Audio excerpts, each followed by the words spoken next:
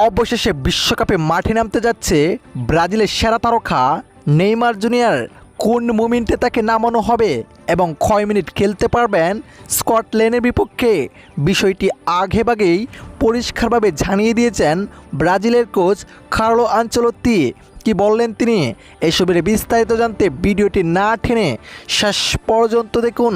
প্রিয় দর্শক, অবশেষে টানা 2 ম্যাচের পর বিশ্বকাপে মাঠে নামতে যাচ্ছে ব্রাজিলের সেরা তারকা ও বিশ্বের অন্যতম তারকা নেইমার জুনিয়র।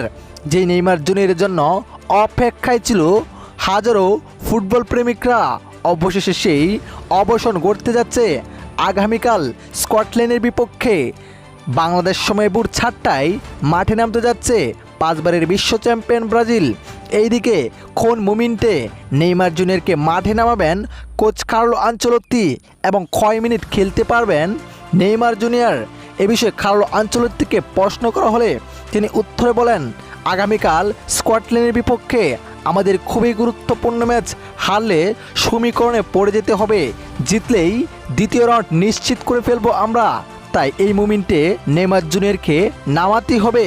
যেখানে তিনি বলেন, প্রথম আর্ধে যদি 2-1টি গোল হয়ে যায় তাহলে নেইমার জুনিয়রকে মাঠে নামাবো না।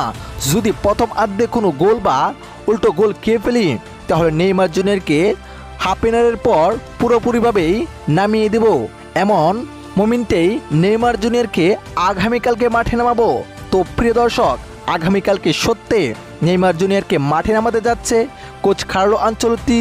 অবশ্যই আপনার মতামতটি আমাদের ভিডিওর কমেন্ট বক্সে জানিয়ে দিবেন।